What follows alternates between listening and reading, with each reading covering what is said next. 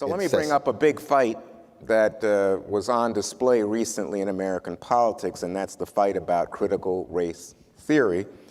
I'm not sure that there are many people, even in this audience, who can define it, to be quite honest. And I was shocked the other day to see half of Republicans in a Monmouth poll said they oppose teaching the history of racism in U.S. schools. I don't know how you teach about the 13th Amendment, the 14th Amendment. I don't know how you teach about President Lincoln or the Civil War. I don't know. But anyway, clearly, this is a point of political rage at the moment. Professor West, let me ask you to begin here. How do you deal with something like this? Especially when people will say, you know what, that's it for me, I'm out of here, or I'll attack my school board member. What does critical race theory mean to you? What do you associate it with? Because, I wrote the foreword to the text, right?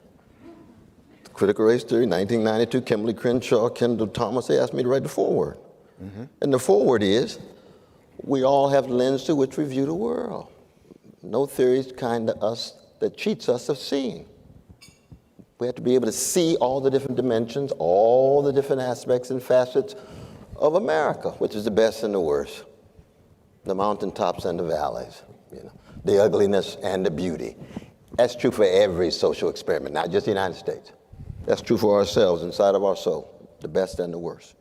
So when a Republican brothers come to me and say, oh, critical race, I don't want to have anything to do with racism, I say, oh, well, let's get to your wound. Let's get to ways in which you feel as if that very phrase pulls the rug from under you. And I'd have to listen to see what they have to say. Then I would say, now, let's see what kind of loving correction I can enact to get you to see that critical race theory is simply one set of lens that looks at the world, looks at America through the lens of those who were enslaved, Jim Crow, Jane Crow, lynched, discriminated against, degraded, debased, and then look at what they produced. Musically, artistically, politically, spiritually. You see. And what they produced is part of the very leaven in the American democratic loaf. That's the crucial thing. If black folk had produced a massive movement of the Ku Klux Klan when they were being terrorized, there'd be no American democracy. America would have gone fascist a long time ago. But here come Martin King, here comes Fannie Lou Hamer, here comes Ella Baker.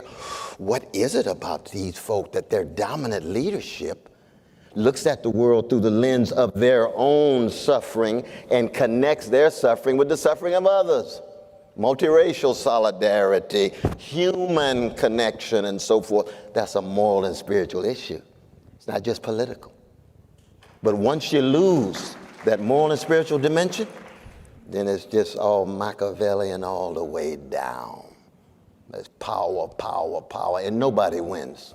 That eye for eye, blind, tooth for tooth, toothless, that Brother Martin used to talk about, you see.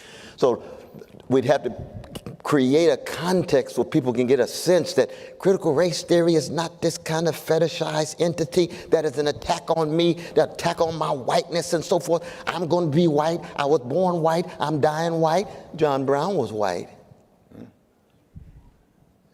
Miles Horton was white, whose wife co-wrote We Shall Overcome, which is the anthem of the Black Freedom Movement.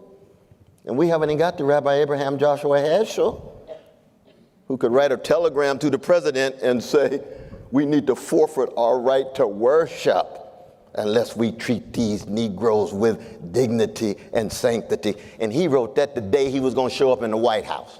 And I said, you don't get that kind of prophetic witness these days. No. So that whiteness can't be reduced to white supremacy. You got a whole lot of white brothers and sisters fighting against white supremacy. They just got a lot of cousins who never got the memo. That's a different thing. That's a different thing. Professor George.